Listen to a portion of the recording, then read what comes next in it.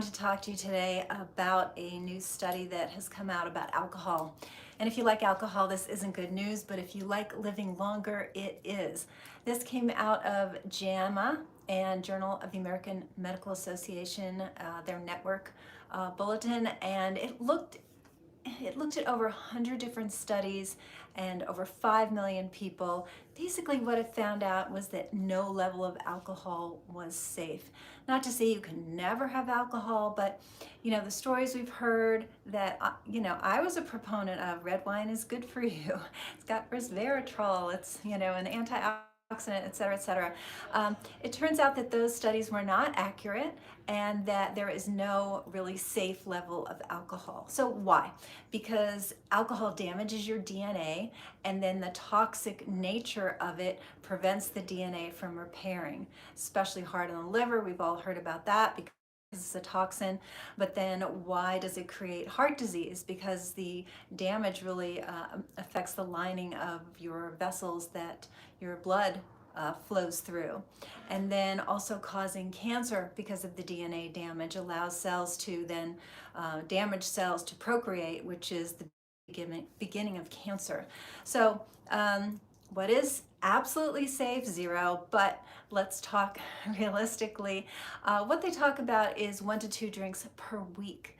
And one thing that the study talked about, which I thought was very interesting, is it's not an average. So in other words, if you say I'm not going to drink Monday through Thursday, and then Friday, Saturday, Sunday, I'm going to have a few drinks each night, each day, way too much. So it's what's happening in a given moment.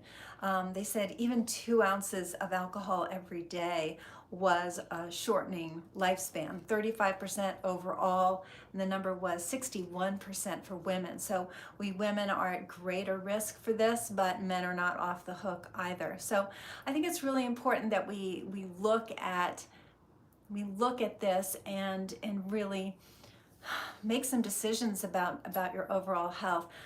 Definitely had a lot of patients who said, I like my wine, I like my beverage, I relax, but if you dig in a little bit, you'll find out that you sleep less well after alcohol. It relaxes you for the moment, but then absolute verified you will sleep less well having had alcohol toward the end of the day. So we've got you're not sleeping well, higher risk of cancer, higher risk of liver disease, higher risk of heart disease, which is already our #1 killer.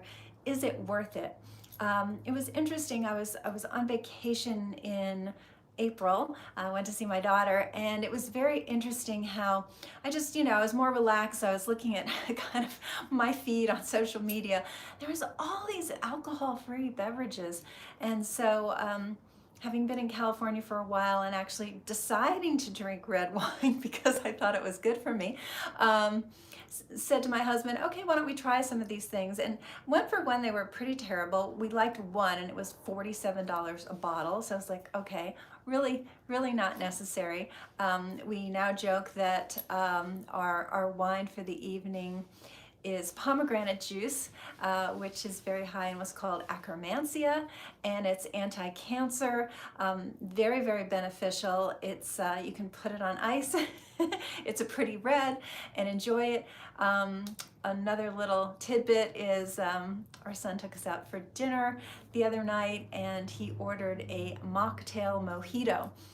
I've actually never had a mojito in my life, but basically I started looking online because it was pretty delicious. It was a little sweet, which got me nervous because I can't eat sugar.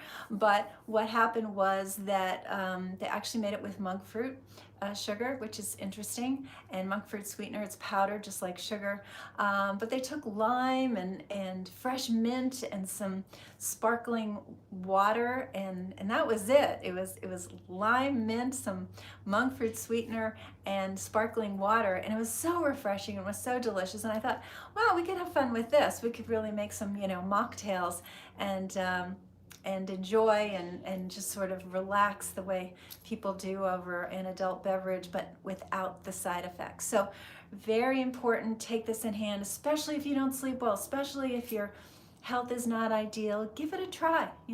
What could it hurt? It could help a lot. And this research is extremely compelling, looking at 5 million people of over 100 different studies, and seeing kind of where they missed the boat on recommending alcohol. So if your health is not the way you want it to be, please reach out, rootcausemedicalclinics.com, and we're here for you to get to the root cause of what's really going on with your health. Because remember, if you are not optimally functioning, there's always a reason why. Your body loves to heal. And thank you for the comments. We're going to be doing a lot more live, and I'll see you soon.